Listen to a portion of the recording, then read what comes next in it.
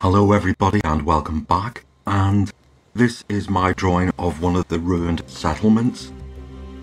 The party and the Traldar are around 3 campfires. I've also drawn in some sleeping lizards rather quickly, and we have Malin, Liz, Donard, we have Carrick, Sylvia and Stephen, and various Traldar as well.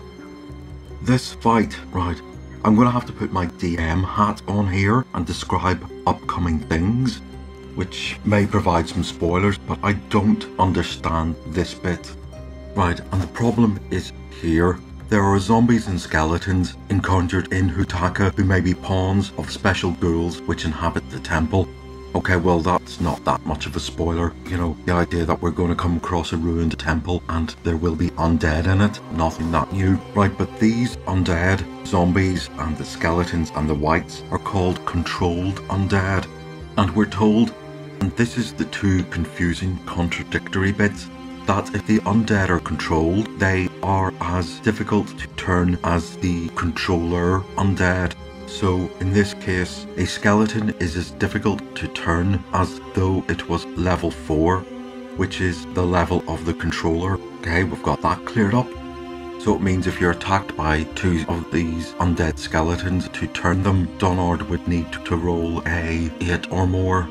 So with that cleared up, this is the bit I'm not getting. The first attempt at turning the lesser undead merely breaks the telepathic control, and the second successful turning attempt with normal chance of success is necessary to actually turn or destroy them.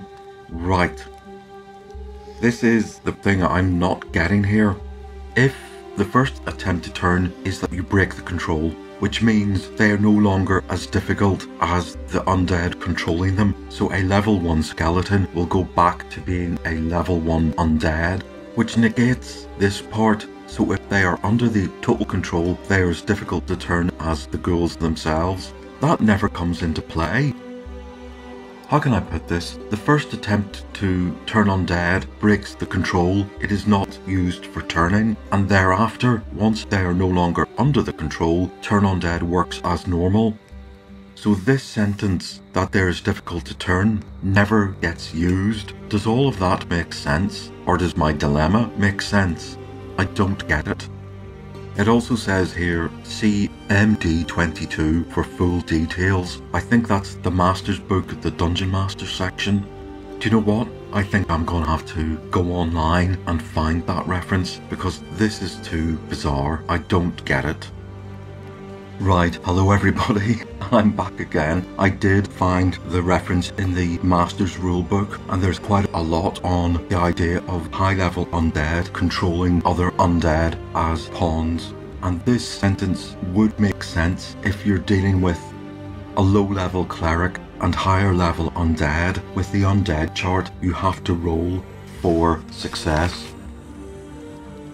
If our cleric was level 3 and the undead were controlled by a wight, that means they would all need a level 9 to be turned, so these automatically turned skeletons and zombies would require a roll, and that roll could fail, and that would mean the control of the undead would not be broken.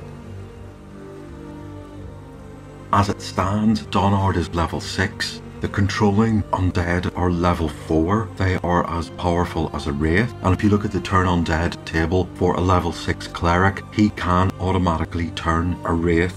So the first time he will try to turn the undead, he will successfully break the control. I hope that makes sense, right? He can't fail to break the control, but there will be a problem that he can only break the control of 4 hit dice undead. He has to throw 2d6. And if he throws a 12, he will break the control on 3 skeletons. If he throws an 8, he will break the control on 2 skeletons. And if he throws anything less, he will automatically break the control of 1. Alright, so yes, now that I'm talking this through, it's beginning to make a bit more sense. So yes, he can automatically break the control, and he can automatically reduce the controlled pawns back to their normal level, but he can only do that at quite a slow rate. Okay, this pawns and lieges of the undead is from the Master Rule set, okay? I'm nowhere near that yet, so this is going to be an interesting fight, and it probably will take up the rest of the session as I have to work out what is going on. Okay, shall we begin?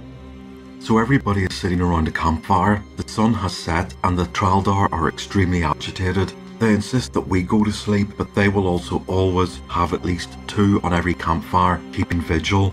And sure enough, that vigil pays off, as do all the torches they have lit everywhere, because coming into the ruins is a very large army of undead. We've got 2 whites, we have got 7 zombies, and we've got 12 skeletons, and these move at quite a speed.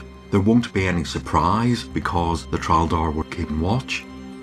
But there will be an initiative round, and during that initiative round, the undead can close the gap, or else the sleeping people can be woken up.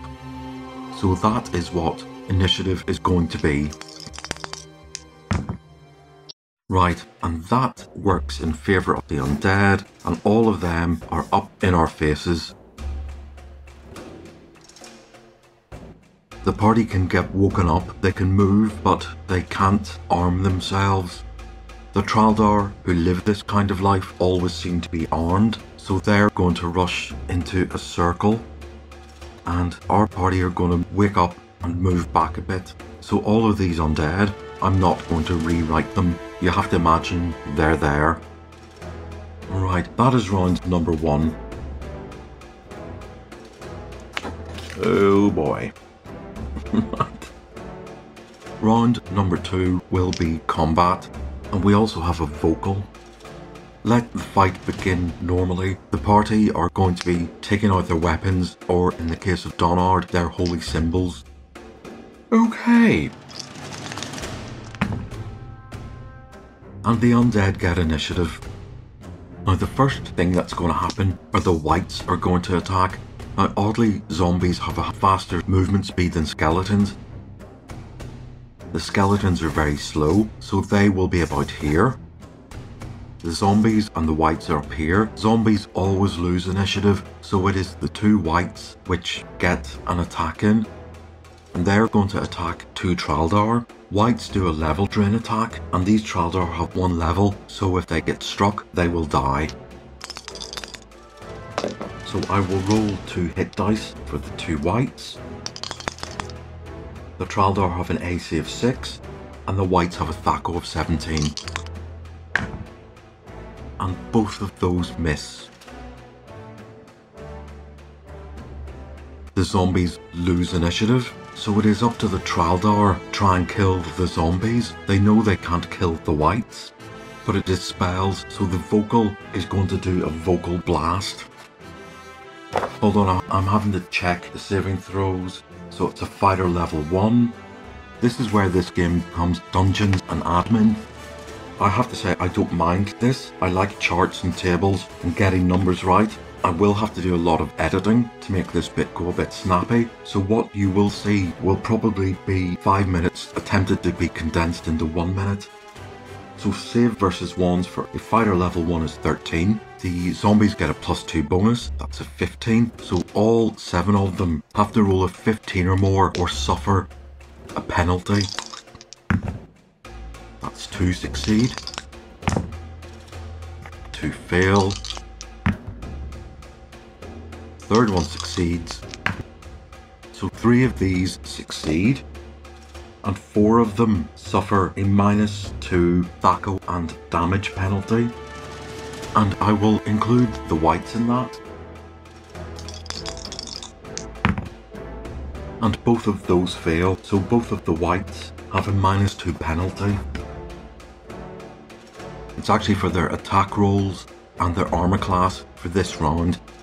Okay, so I have to do the Traldar fighting the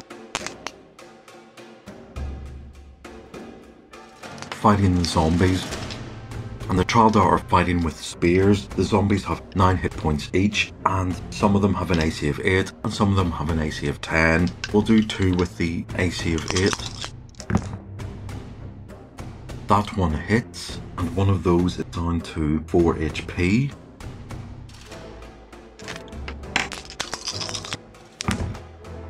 both of those hit, and both of these are down to 6.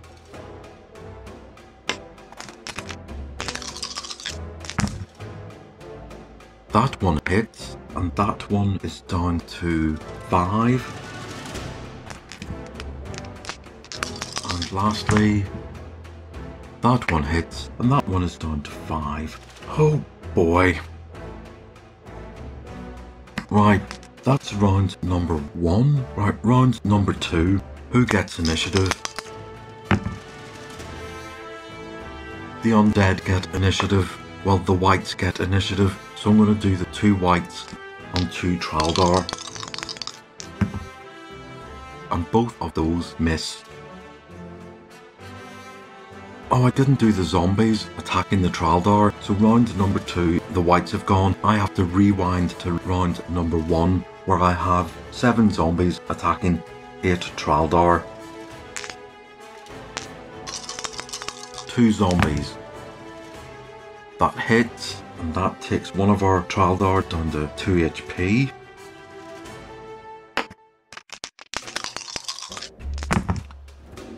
Both of those miss. 5 and 6. That hits and kills one of our Traldar.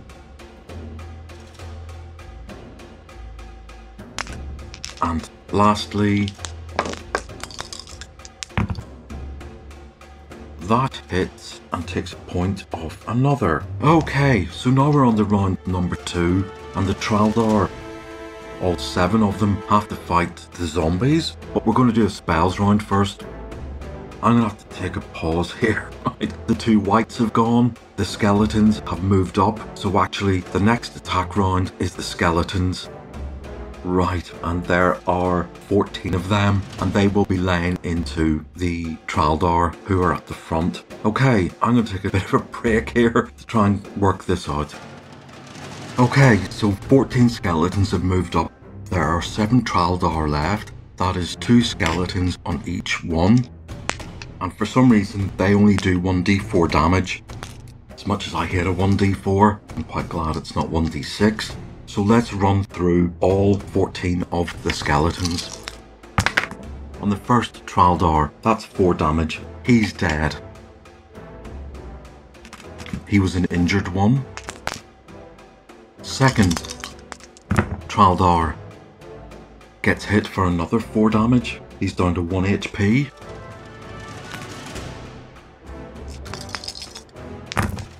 Third wave, both miss.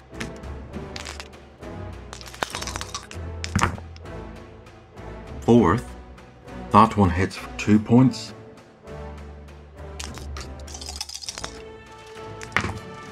Fifth wave, that one hits for 4 points. Sixth, they both miss. Whoops. And seventh, they both miss. So that is the skeleton attack over. We still have the zombie attack to do, but it's finally our turn. Right, missiles, Liz and Sylvia. Short range bonuses apply. They're going to try and take out the skeletons.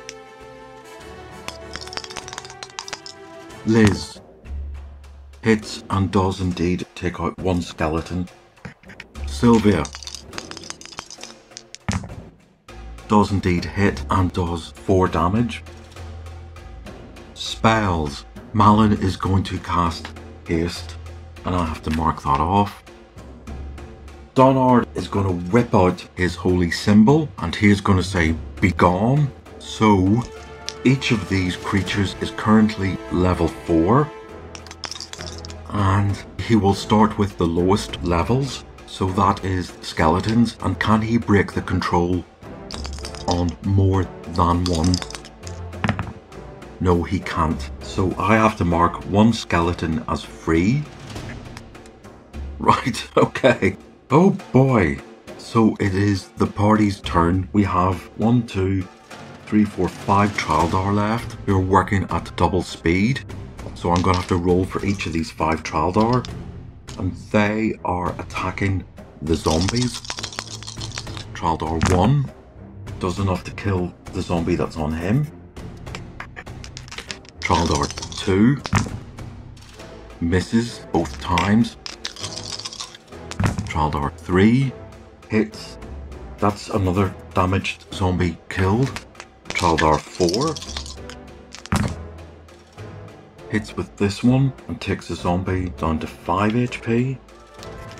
Traldar 5 hits with this one and takes the zombie down to 3 HP. And actually we have 6 Traldars still alive.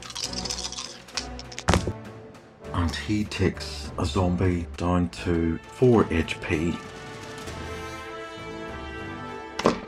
Okay, our go. We have 2 fighters. We have Carrick and we have Stephen. And Carrick is going to take on a white with 2 attacks. The white has an AC of 5. Carrick's melee THAC0 is 11. And he hits both times and he does 12 plus 8 is 20 and he kills a white.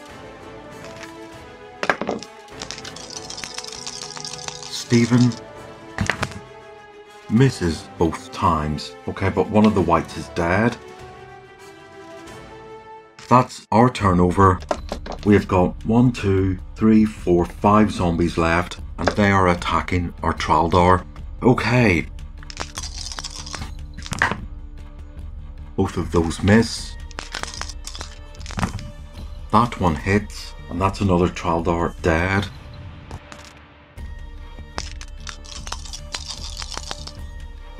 And there's one left. And that one misses. Right. Okay, round number 3. And they get initiative again. Okay. I'm going to have to take another break till I organise my admin. My notepaper is becoming a bit messy. Right, I am back after a bit of a tidy up. The mob has moved up to attack. There are 5 Traldar left. There are 13 skeletons, 5 zombies and 1 white. And it's round 3 and they have initiative, except zombies go last. Now there won't be a lot of room for the skeletons to get in there, so we'll have the white attack one of the Traldar. Remember, they don't do any damage as such, but they do a level drain. And that wipes out that Traldar. He's been level drained out of here. We're going to do 3 skeletons on Donard. They'll need a natural 20 to hit him, and they only do a 1d4 damage. That's 2 misses. Another miss. And I'll do 2 skeletons on Carrick at the end. And those are 2 misses. Right. Now I must remember to do the zombie attack at the end. Yeah, this has not gone according to plan. It's our melee round. And I'm going to do movement first, and from our point of view, the Traldar are going to run. They're going to run back to their lizards. Fear has overtaken them, so it is up to us to fill in the gaps. Donard has realised that Turn Undead for some reason is not working. Like myself, he has never encountered this idea of controlled undead. We're going to have missiles first, and we're going to do Liz on a skeleton. And she hits and kills one. We're going to do Sylvia on a skeleton. And she hits. They have an AC of 7 and she does 3 damage. 1 was already damaged, so that is another skeleton killed. It's probably one of these. We're going to do melee. Carrick is going to attack that white. These Traldar have fled. Ah, we have haste. How stupid of me. So the Traldar run off at lightning speed. They're pretty damn quick. Right. So let's do another shot for Liz. And, well, she maims another skeleton. It's down to 3 HP. And let's do another shot for Sylvia. That's a miss. Right, so let's do 2 attacks for Carrick on this white. Oh, sorry, I rolled the wrong damage dice. Doesn't matter, those are two complete fails. And Donard has decided turn undead is not working, so he's going to go for a couple of zombies. Zombie 1. He hits, and there are several damaged zombies, and he kills one. Zombie number 2. He hits, kills another one. There should be 3 zombies left. And Stephen will run up, take on another zombie. And he gets 2 attacks. And he hits this one and does. His damage is 8 plus 2. He does 9 damage, which is enough to kill another zombie. So there are 2 zombies left, a white and 12 skeletons. And it is the turn of the 2 zombies. One of them is on Carrick and one will be on Stephen. Do the one on Carrick. It misses. I'll do the one on Stephen. Right, they have a DACO of 18, so that hits AC 1. His AC is -1. They need a 19 to hit him. And that was round number 3. Let's move quickly on to round number 4. And they get initiative for the 4th time in a row. Okay, let's do the white, which is on Carrick. And that misses. It needs an 18 to hit him. Let's do the skeletons. There are 11 of them left. So these ones are going to be swarming Donard and Stephen. So we'll do 3 on each. I'll do the 3 on Donard. Both of those miss.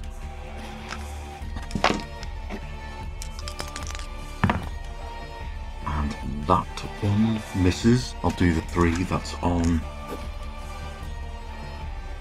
Stephen. And that one hits for 3 points. Stephen is down to 19.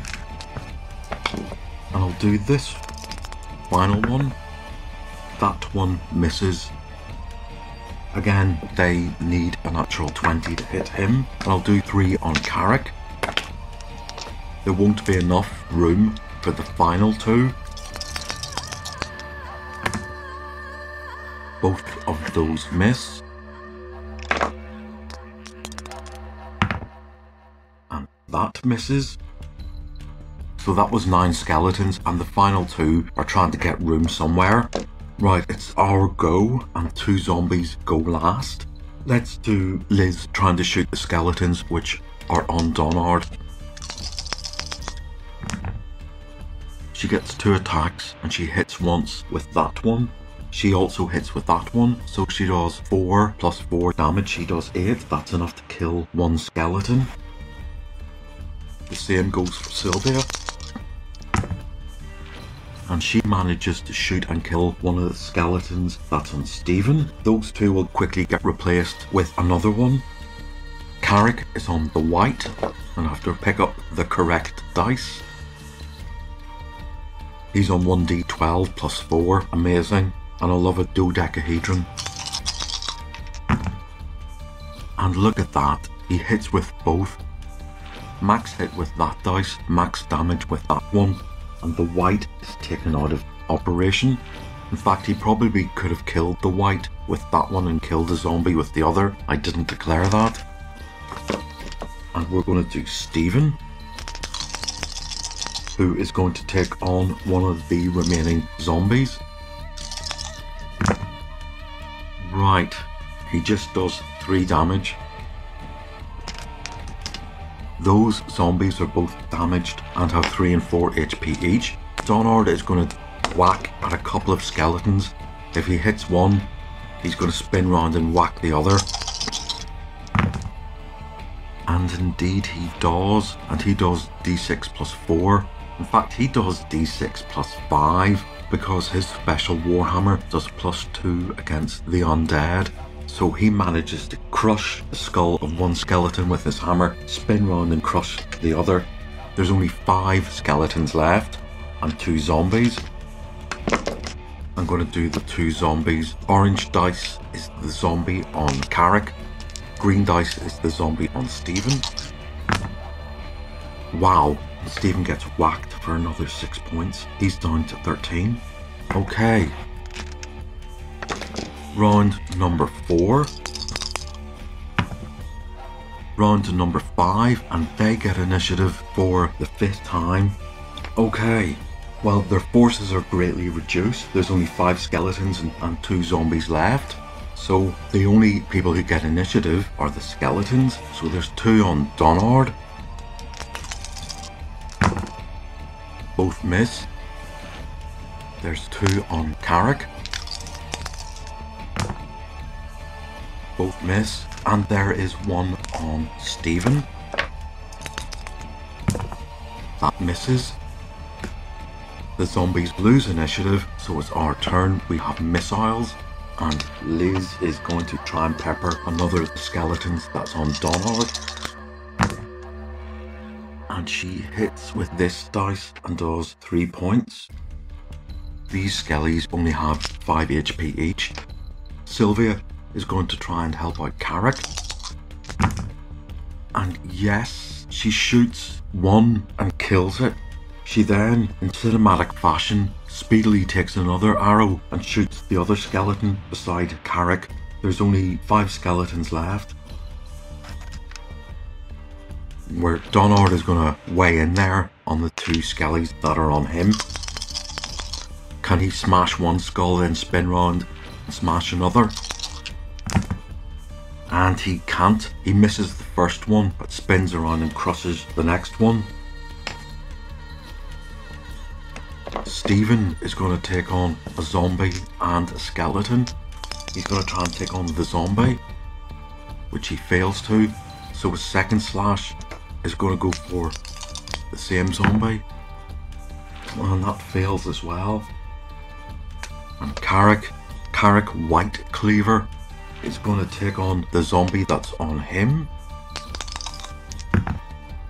Ah yes, and sticks the sword right through its neck, and then just with one side swipe cuts the rest of the neck off. So there's 1 zombie left, and then he spins around and takes on the other zombie. And look at that, a 19. Yep, there are no zombies left, so clearly they lose their initiative. So that leaves us with 4 skeletons, and it's round number 6. And it's mutual. I'll do the 4 skellies first. For the sake of speed, I'll do 2 on Donard. Both miss. I'll do orange dice is the one on Carrick. Green dice is the one on Stephen. Those miss. Our turn. Let's do Liz to see if she can pepper 1 with arrows. And indeed she can. In fact, she can pepper 2 with arrows. There's a damaged one. She kills that. And then she whips out another arrow and shoots it through the eye socket of the other one and kills it. Can Sylvia do the same? And she can to 1 skeleton. That's enough to kill 1. There is 1 skeleton left, and it's on Donard. Our cleric. Can he bash this thing to bits? And he fails to. Maybe he's done a bit too much fancy dancy spinning around. But can Stephen weigh in on it? And yes, he can. And that skeleton is dead. And that fight is over. The Traldar naturally come up to us and see us as some form of heroes. The speed spell is still on, so everybody is talking at ×2 speed. I wonder, does that happen? Can you control the speed spell and operate at a normal movement should you need it? And we, the party, can clearly see why the Traldar are terrified of the night and of the undead. but I will show you this. Attacks will only occur 0 to 2 times each night, 1d3 minus 1. So if you roll for every night, you could get nothing. You could get one of those attacks, but you could also get 2 of them. Right? That's quite serious. And of course, the Traldar will know that there is a possibility of 2 attacks. So as happy as they are that we beat those ones off, there's no time to rest or be complacent. From my point of view, I am not going through that again tonight. That fight was quite long. In fact, it was very long. I didn't help matters by screwing up a few initiatives and turns. Trying to get my head around this controlled undead thing, lieges and pawns, did throw me. What it really does, in effect, is that it makes turn undead very difficult. It wasn't a case that Donard could simply turn 2d6 skeletons at level 1 and free them from the control. They had to be turned at level 4, which meant he could do anything between 1 and 3 for every round, and there were 14 of them. Yes, I can see how the rule works in hindsight. Well, both the party and myself are pretty exhausted. I think once I'd gotten the rules embedded, I think the fight towards the last half went better. But anyway, enough of that. The party are going to make it through the night, and there's going to be some healing in the morning, but we will do all of that next session. And I hopefully will see you then.